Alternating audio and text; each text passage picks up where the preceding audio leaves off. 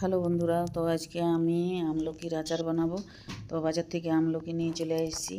তো আমলকিটা আমি একটু ভাপায় নিয়েছি। ভাপানোর পরে একটু ঠান্ডা করে নিলাম আর একটা পরিষ্কার ন্যাকড়া দিয়ে গায়ের জলটা মুছে দিলাম। তারপরে এই যে কষগুলো ছাড়াই নিয়েছি। এরপর আমি একটা ভাজা মশলা তৈরি করব।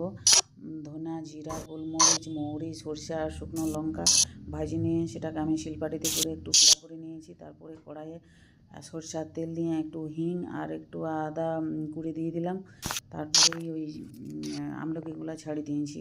তো দেখো এখন নাড়াচাড়া করে একটু বিট পরিমাণ মতো বিট নুন আর সাদা নুন দিয়ে দিলাম।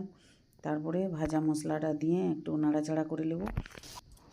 তো ভিডিওটা কেমন লাগলো অবশ্যই কমেন্ট করে জানাবে, আর ভালো লাগলে একটা লাইক আর নতুন বন্ধুরা সাবস্ক্রাইব করবে।